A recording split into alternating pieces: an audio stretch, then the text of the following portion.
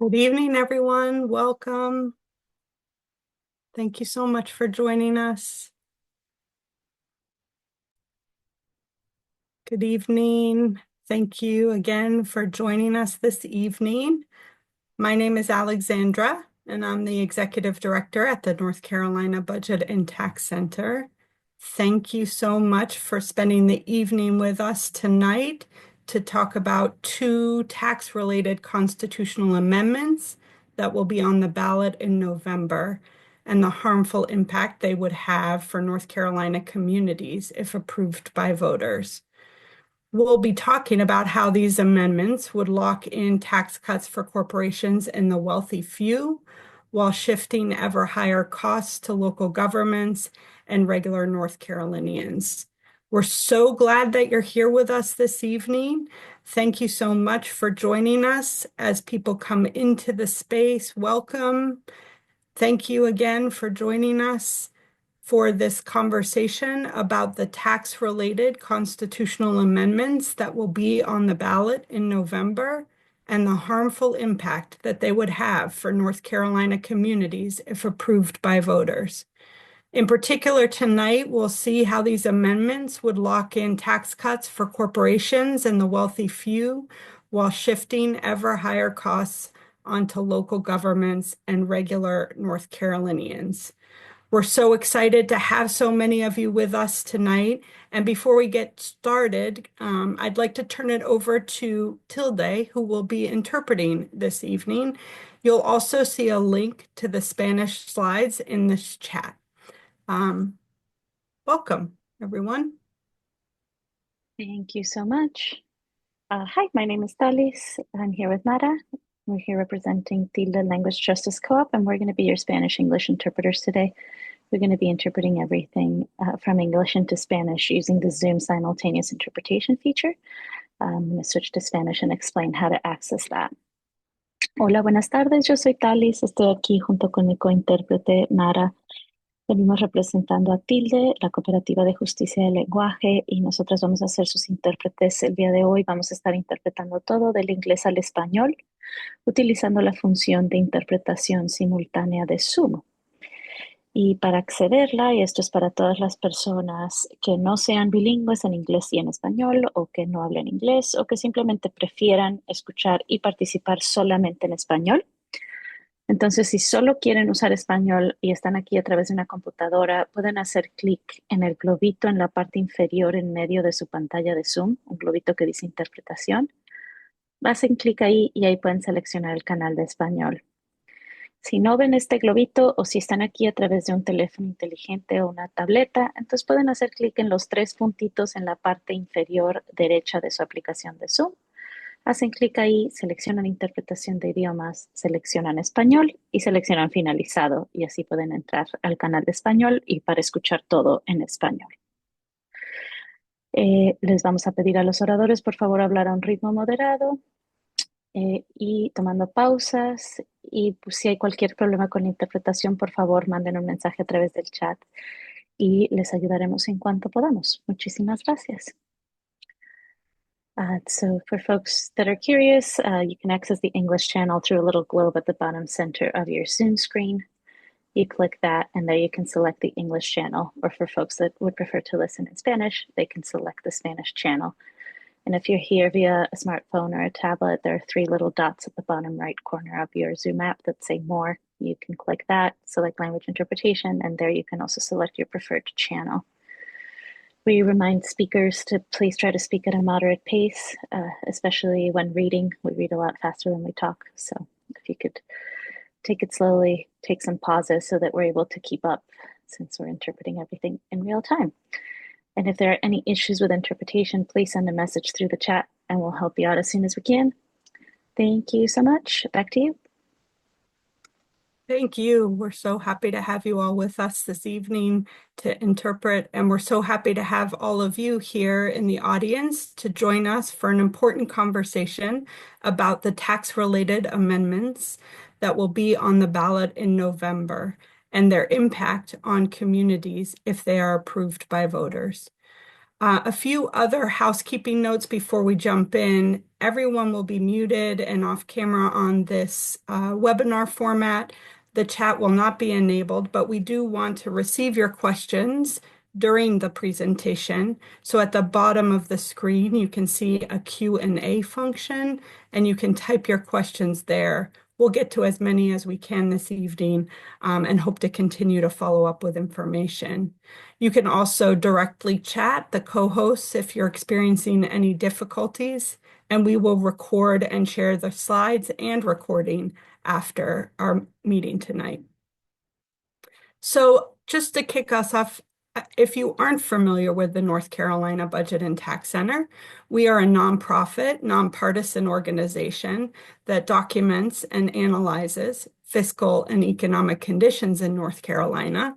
We do this work in partnership with community leaders and people who have lived experience of poverty and an economy that isn't working for everyone. Our mission in this work is to advance public policies that deliver well-being and create the conditions for all North Carolinians to thrive, no matter who they are or where they come from. We're so excited to have you here this evening. My name is Alexandra Sirota. I'm the Executive Director at the North Carolina Budget and Tax Center, and we have a packed agenda planned for you tonight. We believe, as we learn together about the tax amendments today, I hope that you'll see that for far too long, tax and budget policies in this state have enriched a very privileged few while neglecting the well-being and affordability concerns of so many of us. It's important to remember that these are choices that our elected leaders are making, and it doesn't have to be this way. We know that our state budget can support well-being for all, and North Carolina is a prosperous state that can afford to do this. Our state budget can make sure that everyone has a sound basic education, access to health care, access to affordable housing and childcare. Our budget can fund free and fair elections that allow every North Carolinian to be represented in a democratic process. This is all very achievable. But right now, our state budget choices, and particularly our tax policy choices, have meant that North Carolina is falling short of this incredible potential to secure the foundations of a better quality of life for all people. So as we dive in tonight, we hope you leave with information to share with your networks and the tools you need to engage in the conversation about the priorities you have for state budget and tax policies. We'll present on both of the tax-related amendments that will be on the ballot in November. We'll create space for question and answer, and then we'll provide you some ways to engage in an ongoing way in this effort to increase public information about these amendments. Thank you again so much for joining us this evening. We are excited to be with you and share with you our analysis of what these tax amendments would mean. To kick us off, I'm going to turn it over to Sally Hodges-Koppel, Senior Policy Analyst with the North Carolina Budget and Tax Center. Thank you again.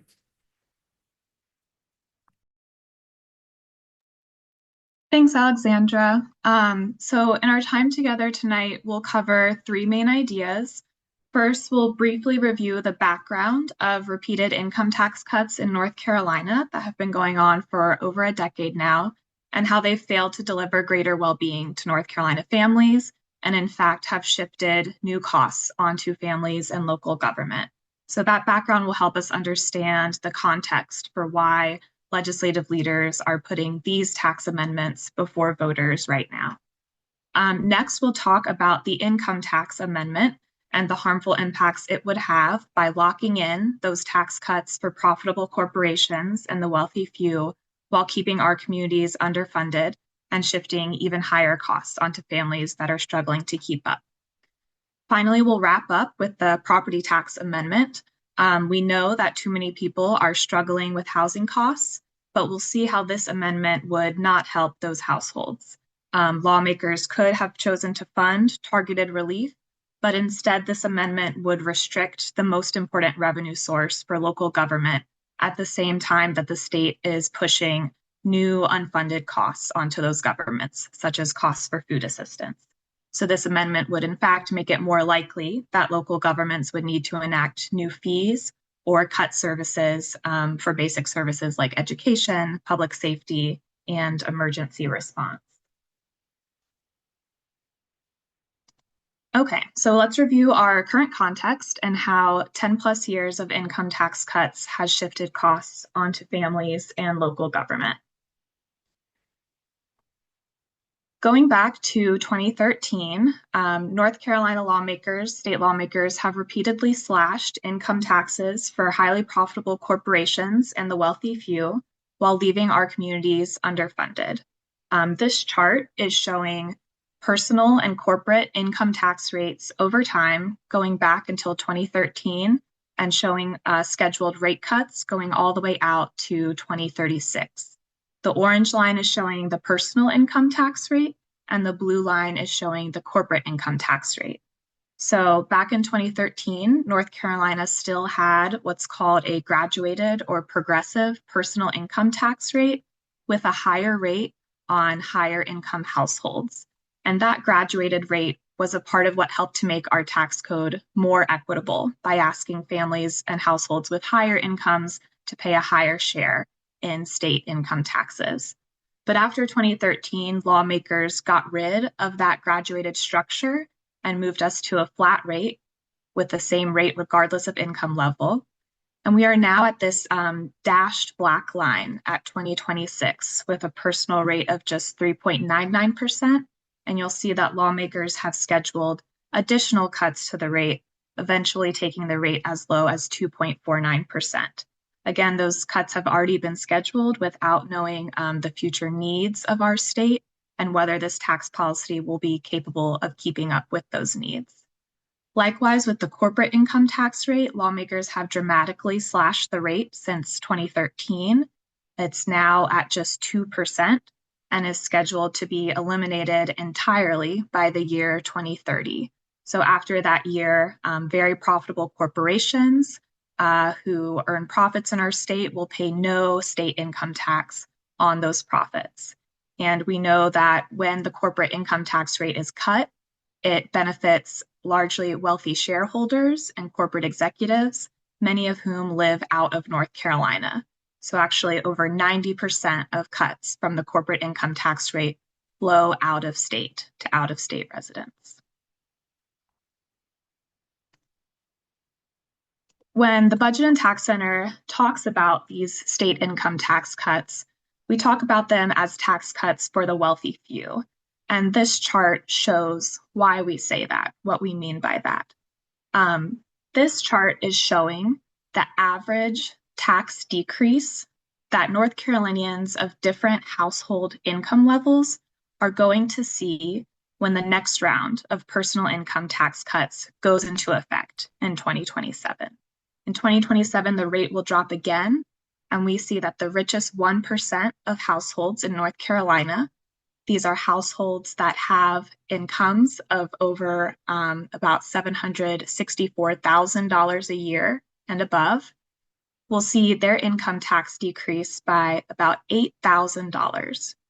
Meanwhile, we know from state data that most households will see their income tax decrease by less than $170 on average. That's equal to about $14 a month.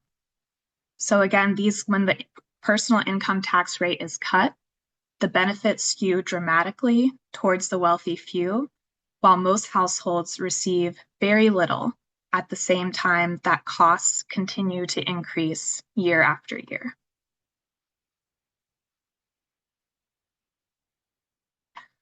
These income tax cuts have also added up to an enormous amount of revenue loss for North Carolina. As a consequence of this last decade of cuts, North Carolina today has $18 billion less in annual revenue to fund priorities that support well-being and that support greater affordability. So put differently, if North Carolina still had those 2013 tax rates in place, we would have an additional $18 billion to spend this year in our state budget. Without that investment available, we have seen consequences in our everyday lives and in headlines. So this is just a few examples of a consequence of this underfunding and of costs getting shifted onto families and local government. So for example, the North Carolina State Health Plan, which covers state employees, has voted to raise insurance premiums, increasing monthly costs for those members. Meanwhile, the UNC system has increased in-state tuition for the first time in 9 years, shifting those costs onto families who have members attending those universities. In the latest state budget, North Carolina lawmakers decided to leave it to counties to try to cope with new costs for administering the federal SNAP program or food assistance program. Instead of the state covering those new costs, counties will have to cover it on their own. And we've seen, of course, chronic underfunding of our public K-12 education system, with particular counties experiencing particular issues that often tie back to years upon years of underfunding and inadequate support from the state. So again, these are just a few examples of the impacts that we've seen from repeated income tax cuts and inadequate state investment in our state budget. In recent years, the Budget and Tax Center has seen more and more North Carolinians connecting the dots between their community's underfunded needs, their rising household costs, and the failure of these tax cuts for the rich to deliver a positive impact for regular people. In other words, folks have been waking up to the fact that they've been getting a bad deal and have started to push back. So for example, this spring, we saw the North Carolina Association of Educators champion a Kids Over Corporations Act, which would have raised the corporate income tax rate to 5% and raised billions for priorities like public education. We also saw a group called the Patriotic Millionaires call for a 7% tax on income above $1 million, again, raising an extra $1 billion a year for public schools. As we'll see, these are the types of proposals that would no longer be possible if that income tax amendment goes into effect.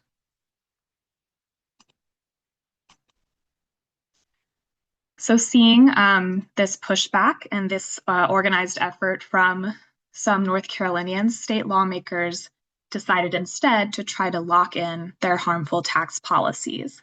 As part of the most recent state budget and budget negotiations, lawmakers cut a deal.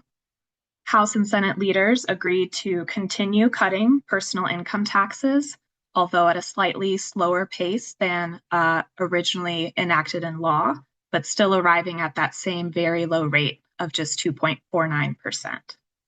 And they made no change to the corporate income tax rate schedule. So corporations will still pay zero income tax by the year 2030. Legislative leaders also agreed to put a constitutional amendment on the ballot in November that would lock in tax cuts for corporations and the wealthy few by enacting, as we'll see, a 3.5% cap on income taxes in the Constitution.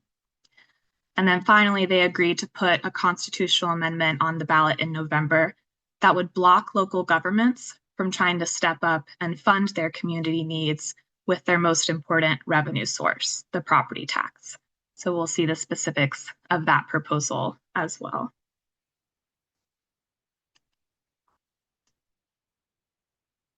Before we get into the amendments themselves, we again want to say that we know different choices are possible in North Carolina than the tax policy choices being made today. So for example, if lawmakers stopped this next round of 2027 income tax cuts, they would have an additional $2.6 billion in the budget next fiscal year. That would be enough to raise teacher pay by an average of 11%.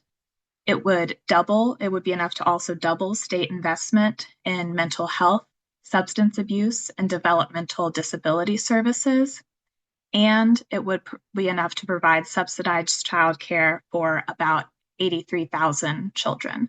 So these would be real, meaningful, and in some cases, transformational investments in the people and communities that make our state what it is.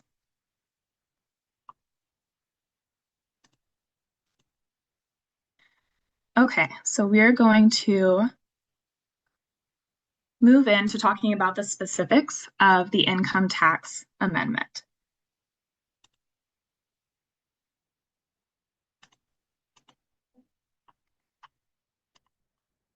Okay, so what would this amendment actually do?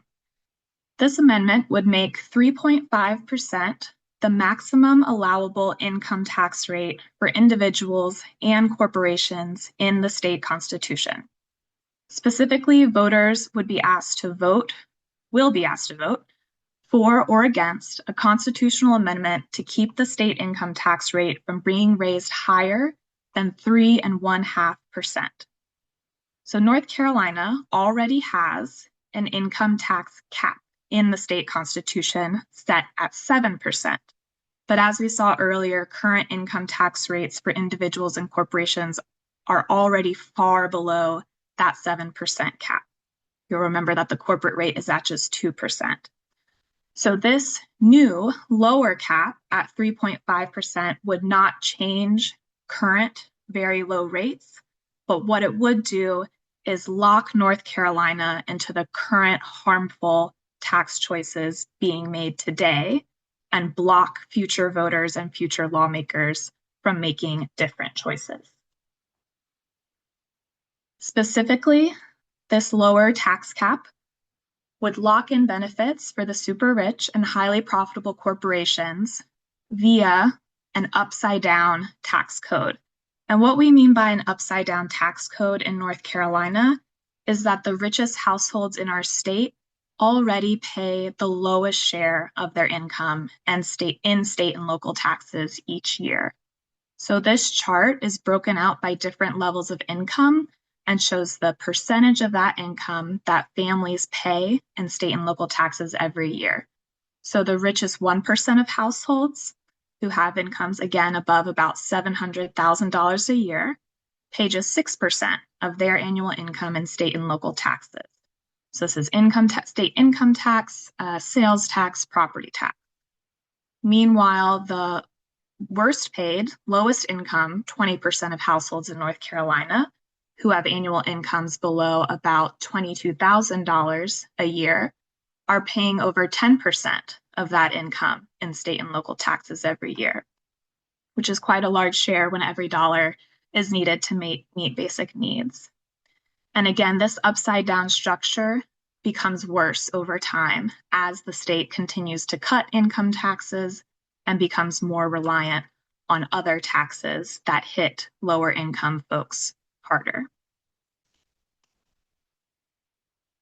So what this amendment would do is would prevent lawmakers from enacting tax policies that can fix our upside down tax codes and make corporations and millionaires pay their fair share. So again, some of those proposals that we saw this spring, the Kids Over Corporations Act with a 5% tax on corporate profits, the Patriotic Millionaires effort to have a 7% tax on income above $1 million. Those rates of 5% and 7% would be above this new 3.5% cap, so they would not be allowed. Those are the types of efforts that this amendment would block. And we know from experience in North Carolina and other states, as we'll see, that when a state is blocked from adequately using state income taxes to raise revenue, that state becomes more reliant on sales taxes, on fines, and on fees to cover costs. Because when income taxes go away, those costs don't disappear. They still need to be funded, and the state turns to these more regressive revenue sources that hit lower income households the hardest.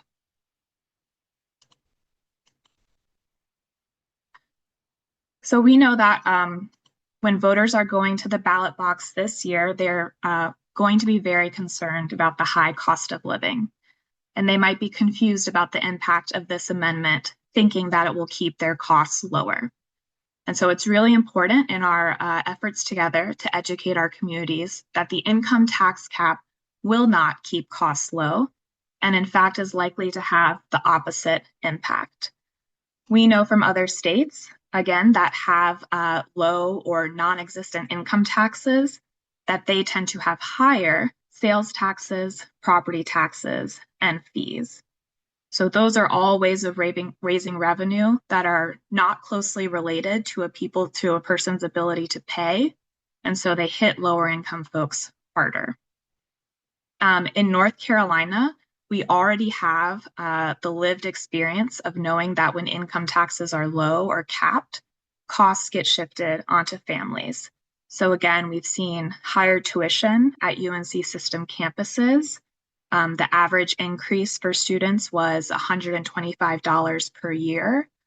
We've seen new tolls on ferries in the Outer Banks that used to be free. The annual commuter pass will cost $150 a year. And we've seen higher health insurance premiums for state employees who are covered by that state health plan. The estimate is that premium increases for family coverage will range from an additional $345 to $500 a year. So you can compare some of those cost increases to that $170 tax cut that we were talking about earlier for most households and see how low income taxes get wiped out by higher costs for regular families. There are also more indirect costs that happen when public services are underfunded. So we can think about when school bus drivers are not adequately paid and there's difficulty recruiting bus drivers in your community, the school bus just might not arrive. And then you have to pay more gas for your car to get your child to school. Likewise, if your school is having difficulty recruiting and retaining teachers and your child has had a long-term sub instead of a permanent teacher, you may feel pressure to find a private tutor and pay fees to help your child keep up if they are struggling.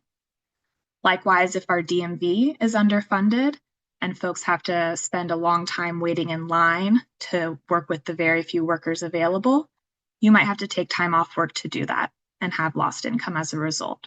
So again, these are some examples of direct and more indirect costs that get shifted onto families when income taxes are capped. And then, of course, we know that an income tax cap will make it harder for our state to provide adequate public services. Specifically, this income tax cap would block over $14 billion in progressive revenue in North Carolina, with $10 billion of that flowing to the richest 20% of households. In other words, by lowering the cap from 7 to 3.5%, that $14 billion is the total amount of potential public money that's blocked, and $10 billion of that $14 billion, again, is retained by the richest 20%. So 70% flowing to the richest 20% of households.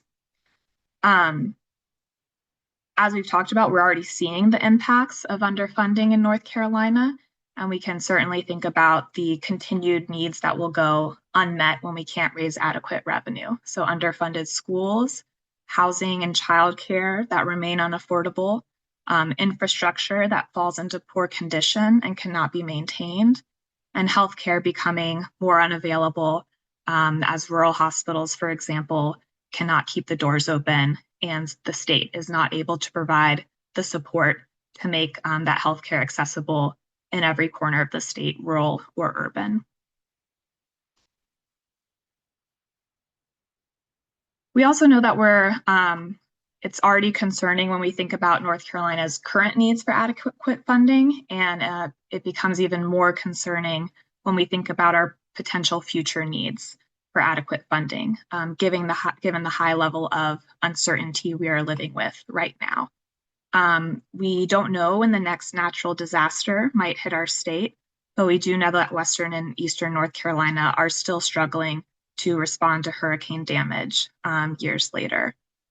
We also don't know the impact that AI will have on labor markets, but we do know there's a potential for displacement and job loss and ripple effects across our economy. We don't know whether the federal government will continue to fund things that they have traditionally funded. But again, we know that rural hospitals are already struggling in the face of federal funding cuts and have been turning to the state for support.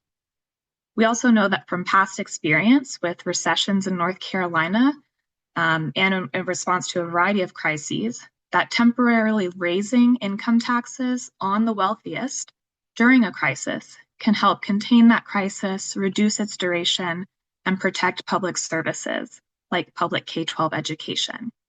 But this amendment would tie lawmakers' hands and limit their available tools to respond wisely to their constituents' needs through public funds generated by tax policies that ask the wealthy to pay their fair share.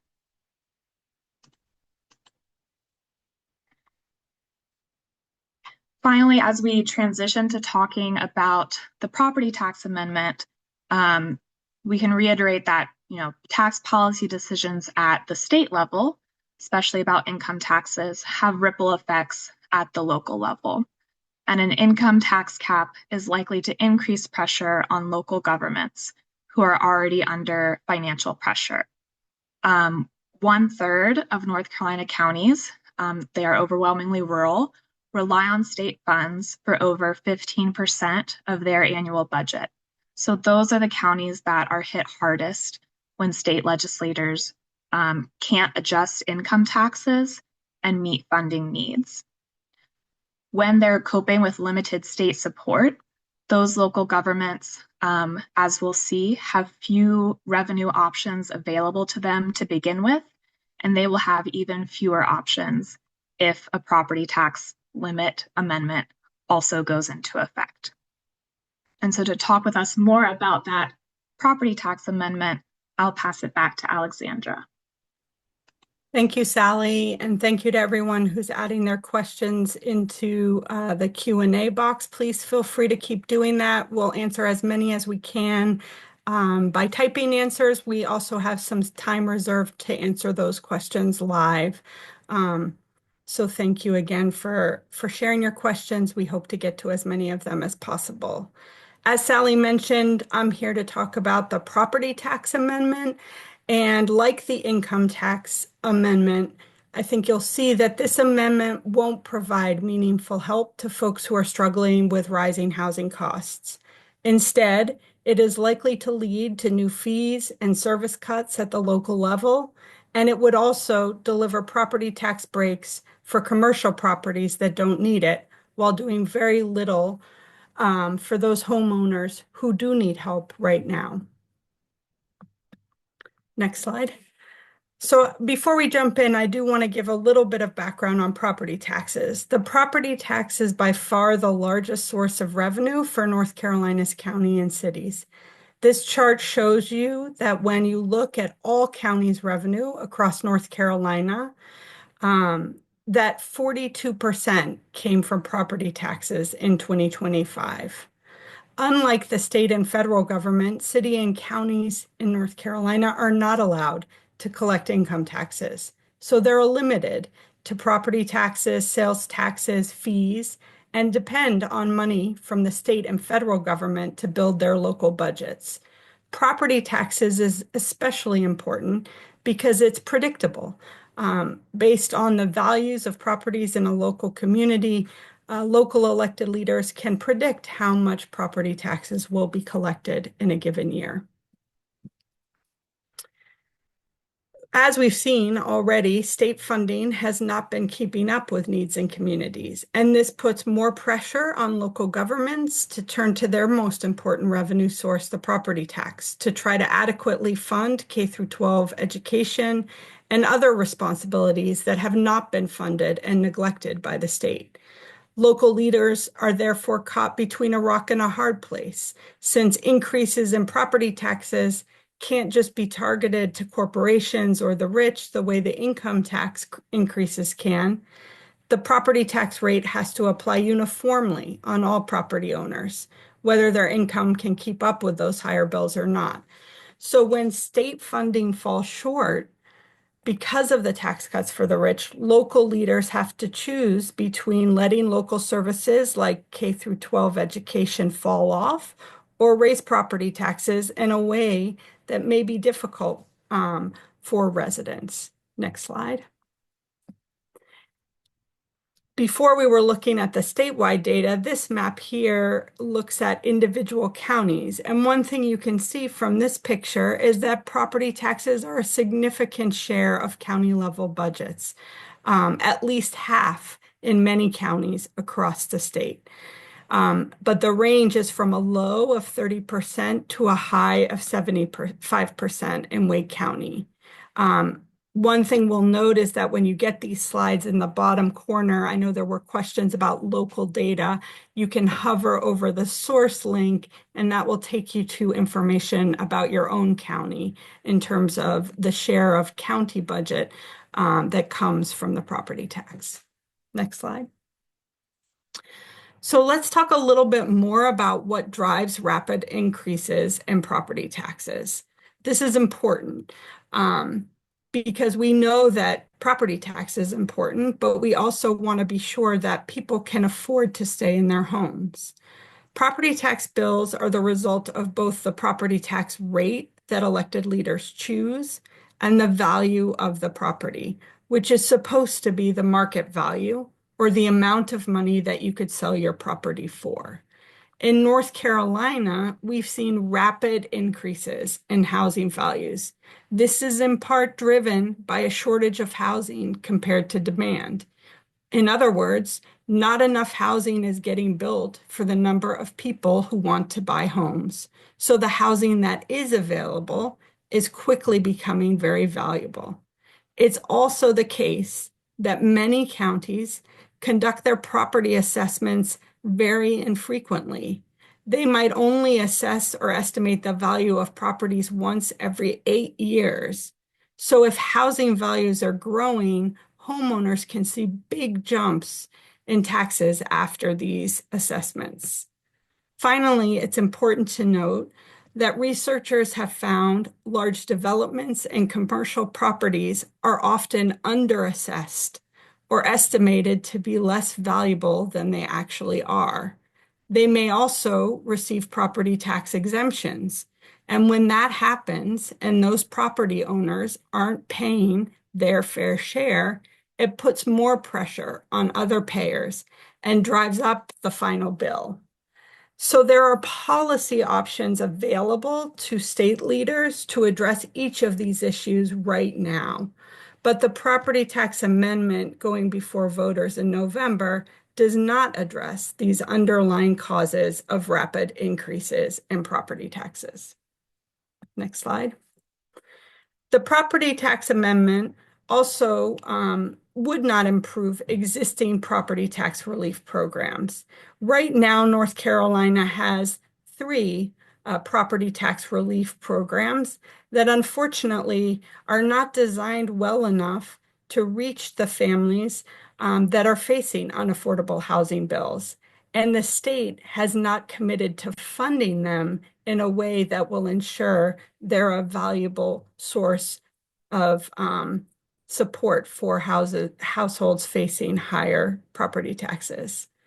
These 3 property tax relief programs are the elderly or disabled homestead exclusion, the disabled veterans exclusion, and the circuit breaker program. We won't be able to get into too much detail on these programs in this webinar, but you'll see that eligibility for these programs is very limited, largely only available to those who are 65 years or older or permanently disabled. Many folks who need assistance are therefore not able to access these programs. And the circuit breaker program in particular is one that state lawmakers could fund improvements to.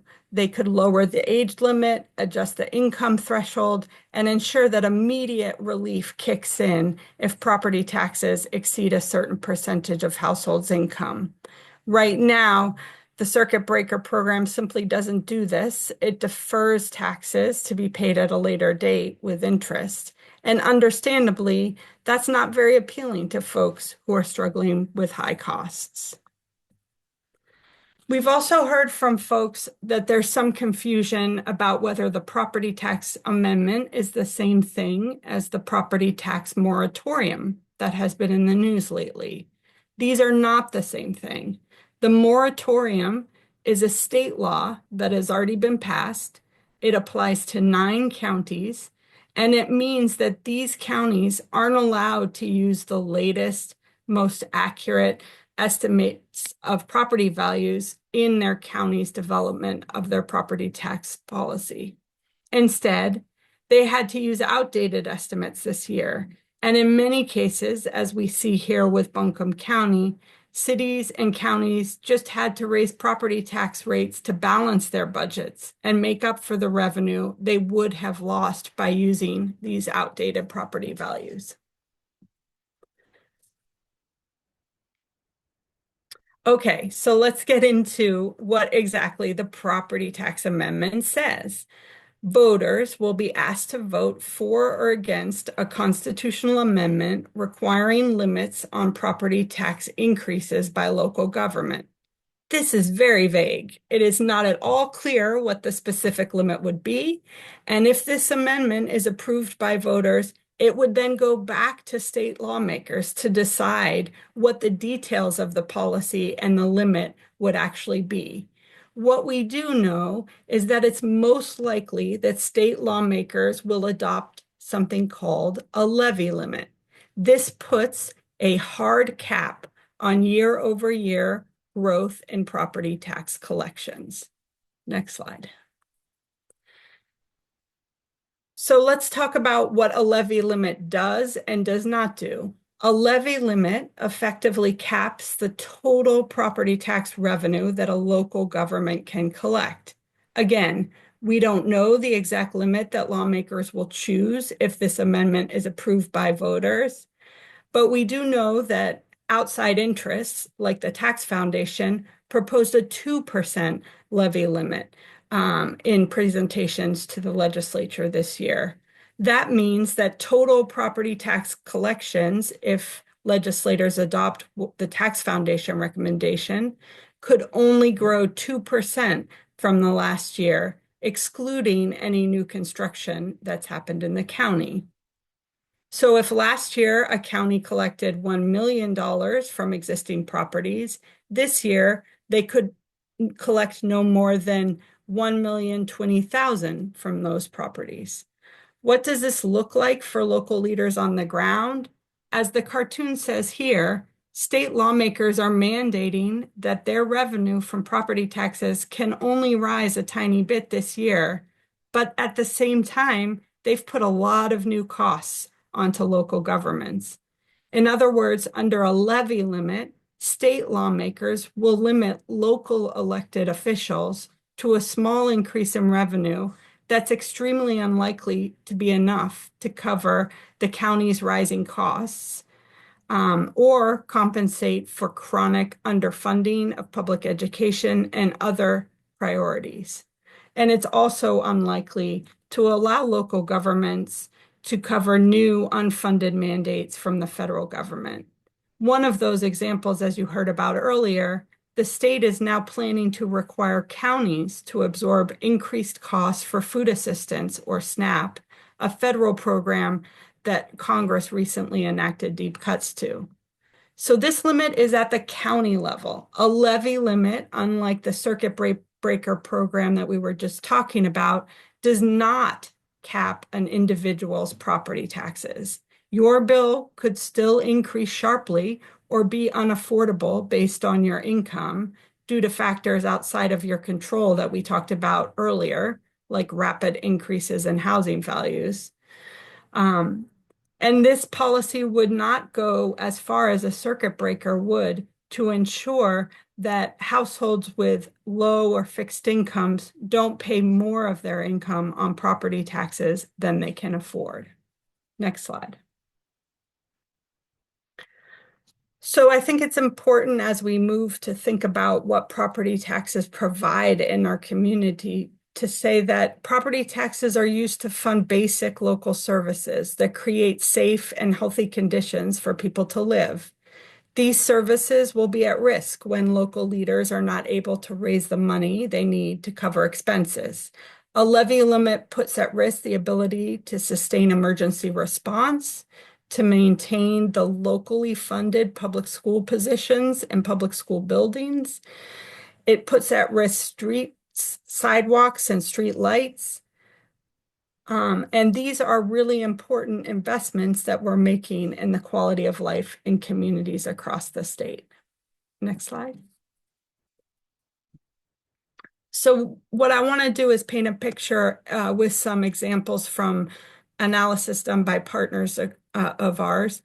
What these examples do, I think, very well is show how poor a substitute levy limits are for targeted property tax relief. When you break down this example here, this is from our friends at the NC Housing Coalition and Wake Habitat, you can consider that in the first household, they have an income of $40,000 and a $8,000 property tax bill. Under the state's current property tax relief program, they receive no property tax relief. Under a levy limit, their property tax bill, might be about $300 less. But under a state-funded homestead exemption or circuit breaker program that more aligns to the income levels in local communities, they could see between $4,000 and $6,000 knocked off their bill. Those state-funded programs could target relief where it's needed, but instead, state policymakers moved forward with a levy limit proposal that will do very little to address the underlying unaffordability that older homeowners and those face right now. Next slide. Another example to share is this example of an elderly homeowner with $50,000 in income and a $2,200 property tax bill. Here, we see that the levy limit can be expected to limit the growth in the property tax bill of this household by $175, whereas targeted property tax relief would cut their bill in half. We also see in this example that commercial properties and luxury high-rise apartment complexes in the same community would have an outsized benefit from a levy limit. Under a levy limit, these luxury apartments would expect to see between $55,000 and $125,000 in reduced property taxes. That, of course, is also lost revenue to the county, revenue that's much needed to fund the costs that counties are faced with because the state has not covered them at the state level. So the bottom line is that levy limits shift costs and deepen inequities without addressing the root causes of unaffordable housing. So in states where property tax levy limits have been put in place, local governments have closed community pools, considered deep cuts to emergency services, cut hours and staffing at libraries, and more. Tax limits lead local governments to rely more on unstable state funding. And we know, as you heard earlier, that North Carolina's income tax agenda has left less dollars for local governments to fund the priorities people have for their community. So with fewer options, we know that local governments are likely to need to turn to cutting services, raising fees and fines, and not providing the equitable property tax relief to households that are struggling. Next slide. So I just want to recap before we open up for question and answer. And I know we've covered a lot of material today, and probably you have a lot more questions, and there's a need to go even deeper, and we're excited to continue to do that work with you. But we'll move to the question and answer next.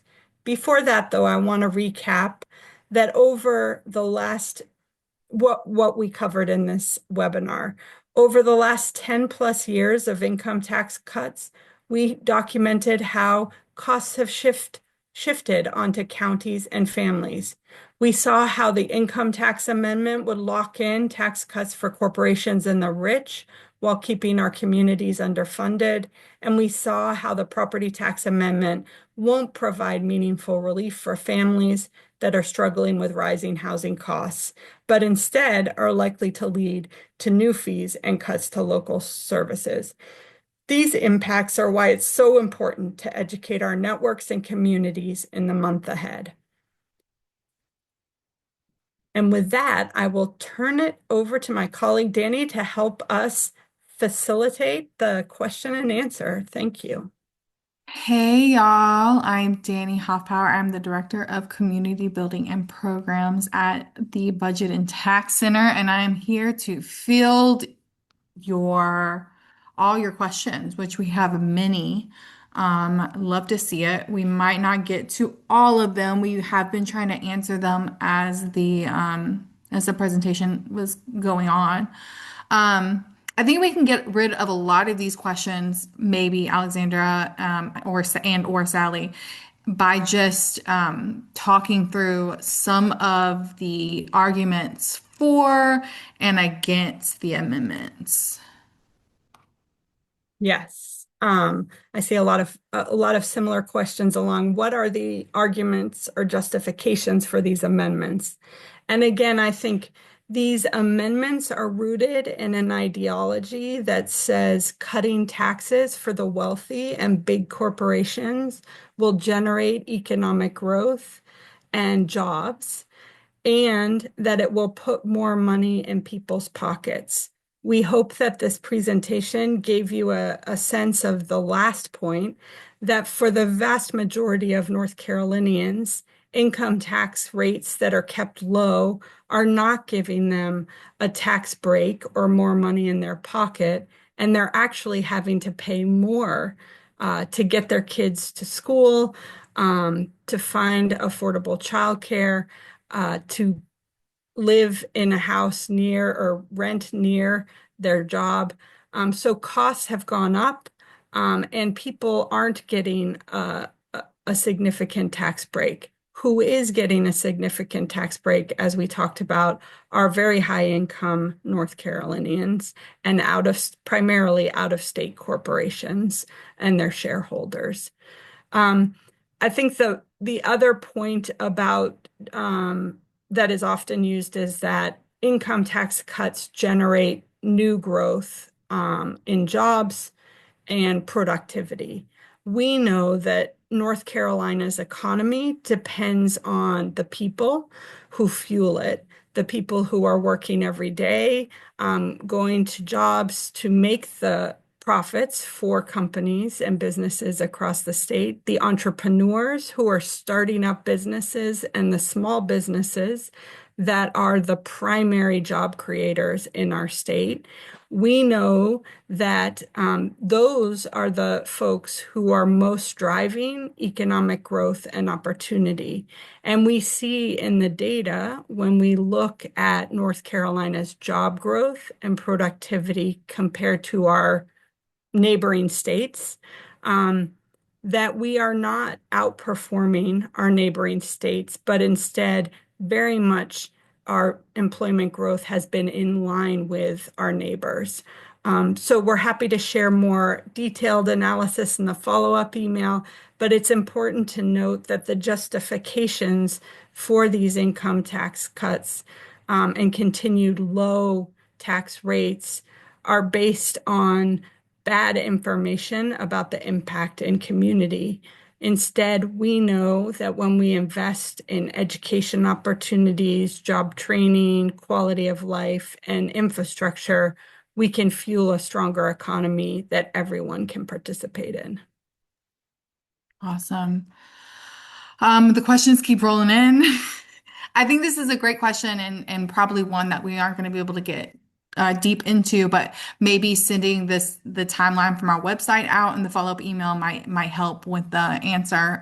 But someone asked, can you speak to the origin of the upside down structure in North Carolina? Did it start with trickle down economics? Well, again, I think it has accelerated because of the idea of trickle-down economics, but it began much earlier than that. And the idea was to protect the wealth of white landowners in North Carolina and across the South in particular, and to ensure that income and income growth was protected for very high income people across the country. We have, as Danny mentioned, a timeline that details this history both for North Carolina and the country. And I think we have to really consider that this trend of not funding the public good and collective opportunity has deep roots in our history, and is something that also, on the flip side, when we have funded public goods, we have seen expanded opportunity and well-being for communities across our state and across the country. I believe we already answered this one, and maybe this was asked a little earlier in the presentation. Someone said the amendment would cut access to local services. That is correct. And do we expect local commissioners, et cetera, to find other ways to raise funds, such as raising sales tax? So we did talk about them raising sales tax, raising fees. Maybe just a quick reiteration for everyone here on that really quickly before we go to the next question. Do you want me to take that, Sally? I think again, what we would expect to see with limits on both the income and property tax is that future policymakers would have very limited options on the revenue side. It would be very likely that there would be cuts to services at the state and local level, and that revenue options would be limited to sales taxes and fees. And what we know about sales taxes and fees is they make up a greater share of middle and low income households' income than they do of higher income households. So this would be further making our tax code more upside down, where those with the lowest income pay the greatest share of their income in state and local taxes. Thank you, Alexandra. I know we talked a little bit about the justifications, the rationales that are being given behind these constitutional amendments. But this one is particularly interesting in the sense of they're saying, what's the rationale for the tax cuts for the wealthy and corporations as opposed to the folks who are suffering the most because of income disparities? I think this. Oh, go ahead. Go ahead, Sally.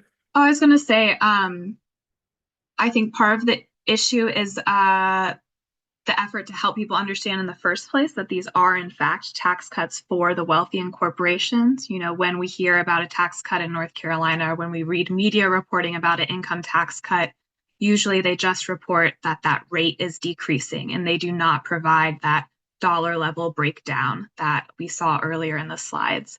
So part of the battle is just equipping people with that information to begin with. Some lawmakers might not know those specific numbers themselves, or may know them and be counting on the wider public not to be aware of those numbers or understand them. So that was, I don't know if there's more you want to add, Alexandra, but some background there. Thanks, Sally. Okay, so seeing a lot of questions about Duke Energy, so I'll just put this one out here. Is it true that as one of the largest land property owner, Duke Energy would save some of the most of its passes while raising our rates? I guess I meant to say taxes. I saw two questions about Duke Energy, and we can certainly follow up with details on corporations that will benefit disproportionately from the a low income tax rate and the property tax levy limit. But we know that Duke Energy is a major property owner in North Carolina, so would likely experience significant benefits from a levy limit. And we know as well that because of the nature of the corporate profits earned in North Carolina, that their the elimination of the corporate income tax is going to disproportionately benefit Duke Energy. Again, I think what's important to note is that costs don't disappear when we cut taxes. Costs just get shifted. And in this case, if corporations are not paying their fair share and are generating significant profits off of utility rate increases, households are going to pay more in energy costs down the line. So I think that one of the things that's incredibly important, and sort of back to Sally's point, is these things are all connected. And the more we can talk about the ways in which who pays taxes matters for the kinds of investments we can make, and ultimately who will pay, and whether we're balancing those payments across the income distribution. So I'll just leave it at that, and happy to follow up with more information. Awesome. We had two questions that kind of asked the same question, so I was going to go ahead with those questions. Someone said this is all good information, but too much to tell your neighbor when you're trying to talk to them out of voting yes, or just voting on this in general. So any advice on how to clearly communicate this information to our community? We will be talking about this a little bit in a few minutes. I know about some of the tools we want to share with how to talk about these issues. I think what this comes down to is a conversation about community priorities and the investments that people want to see their community make in the services and programs that depend on adequate revenue. And the reality is that if we aren't funding those things through the income tax or property tax, then we will see cuts to services and be disconnected from the things that really deliver opportunity and quality of life. I think the more local we can make these conversations about the things in our communities, connecting to our families' experiences, that we can make clear the really direct impact this has. And then I'll just again note that it's really important to look at the past decade plus of North Carolina's history with low income tax rates. We have not seen life get more affordable. In fact, when we've asked North Carolinians, 80% say they've experienced no personal benefit from the income taxes, the tax cuts of the last decade. So again, I think leaning on the fact that people know from their own experience that life has not gotten easier under low income tax rates, and they want to see investments made in the opportunities in their community. Awesome. We have so many questions. We're definitely not going to get to them in the next 1 minute. So I'm going to ask two more questions. We might go a little bit over the time that we allotted for questions, but I think that's okay. The next question, we had two questions about levy limits. And so I'll put those into one. One part of the question is what states have levy limits? And is there like an accepted definition? Some people have heard a lot of different ones. So which version works the best when thinking about levy limits? I would actually say maybe we could come back to this one and to give people a full list of the states, but there are levy limits across the country, the most famous of them in California and Massachusetts. Property tax levy limits tend to look again at the overall revenue collections and the ability of revenue to grow year over year.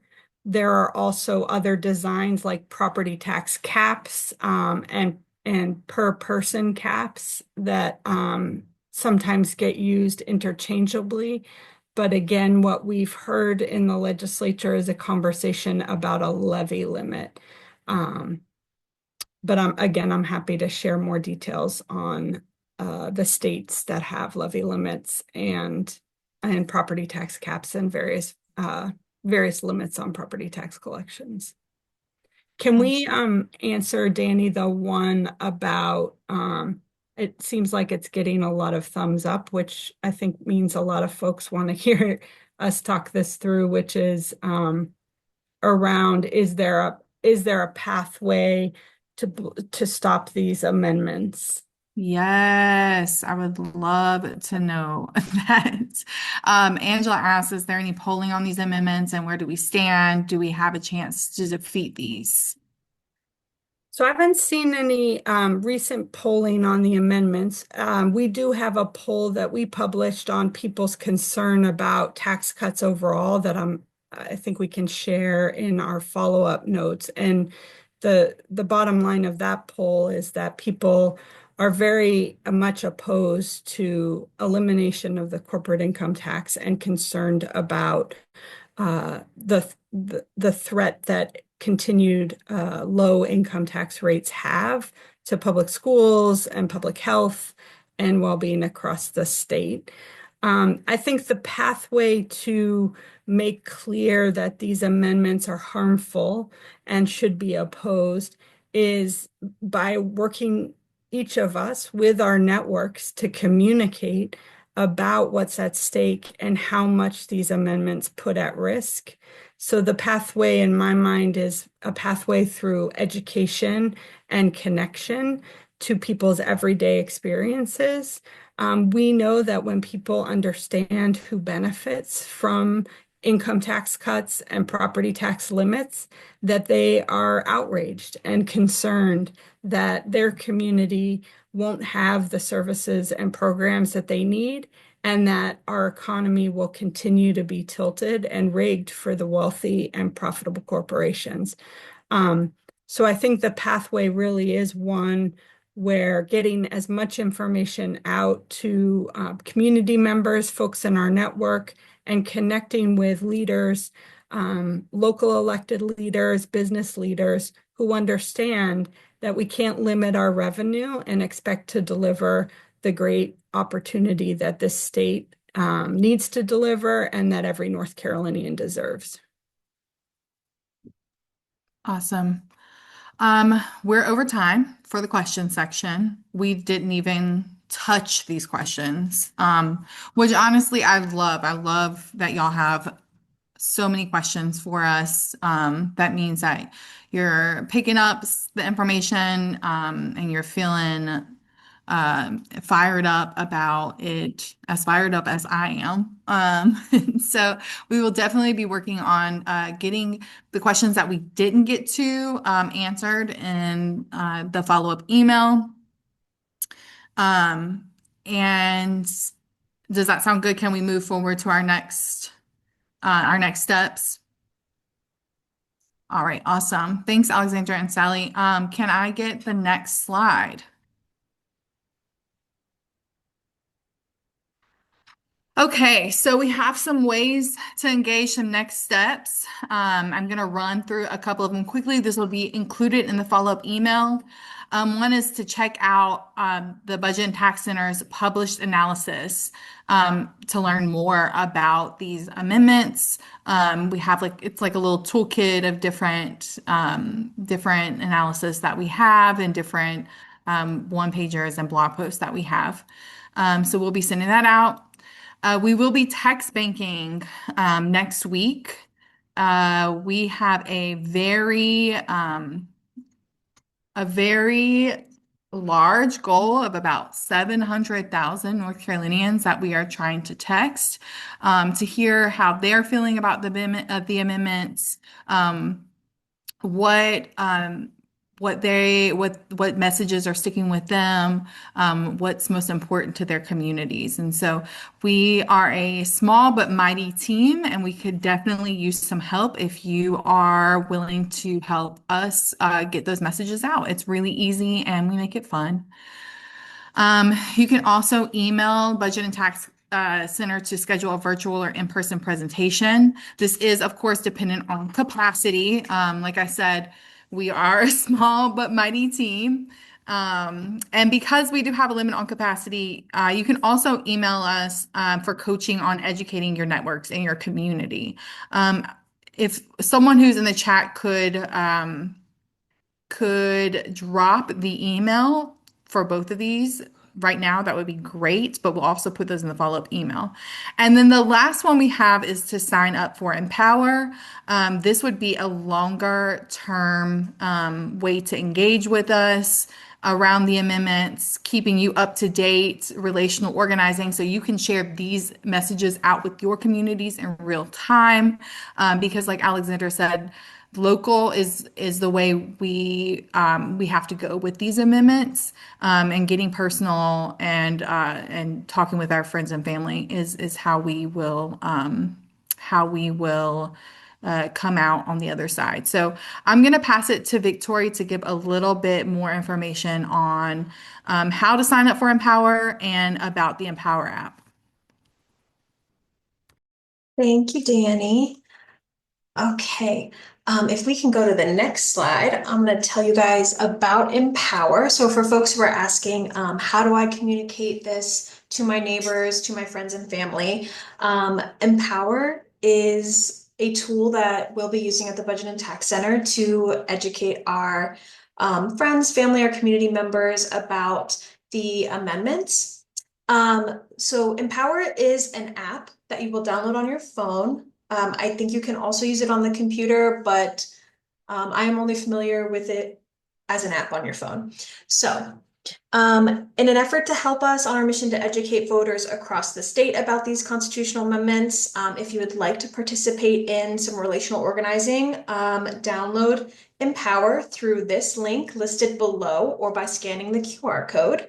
By doing so, you'll be added into our organization, our Budget and Tax Center organization through Empower. You'll receive notifications when there are next steps and advocacy assignments that you're able to take. Essentially, what you're doing is building a list of people you know, so like contacts you already have in your phone. We will be sharing materials with you to share with those people. We'll be providing scripts for your text messages. We'll be providing survey questions to ask people, and giving you the materials needed to educate your circle from the comfort of your home. So we can go to the next slide. I can walk through step by step what you'll do. So first, you're going to want to download the Empower app through this link. Don't go to the App Store and download it. You're going to want to go to your browser, sign up via this link, joinempower.app/NCBTC. Once you do that, you should get a screen that says Get Started. That's where you'll make an account with your phone number. I recommend doing your phone number because you'll largely be using it on your phone. And that's where you'll want to get the notifications that BTC has sent out a new step for you to take. So once you get started and you create your account, we can go to the next slide. You'll see a welcome page appear from the NC Budget and Tax Center. It says welcome to NC Budget and Tax Center on Empower. You're going to want to read through that welcome page that kind of explains to you what we're using Empower for. Hit continue and then enable notifications. You're going to want to make sure you have the notifications on because that is how you will be notified that there is a new action for you to take in the app. Once you have allowed notifications, you'll see your home screen on the app. It'll look something like this image on the far left. You'll want to navigate to where it says Personal List. Hit Reach Out, and that's how you'll add your first 5 contacts and complete your first assignment, which is to send out BTC's amendment one-pager to 5 of your friends and family. I went through that really fast, and I know it takes a lot longer to actually download these things than it probably did for me to explain it. I will be sharing out in the follow-up email the written instructions as well as a short video of like my phone screen at navigating the app, how you get from the home page to your assignments, and how to add contacts. If you have any questions about Empower, please reach out to me, Victoria at NC Budget. ncbudget.org, or to my coworker Celine with Celine@ncbudget.org. We'll be stewarding the Empower program with VTC through this election cycle. That is all I have for y'all. That's how we are going to share this info with people all across the state.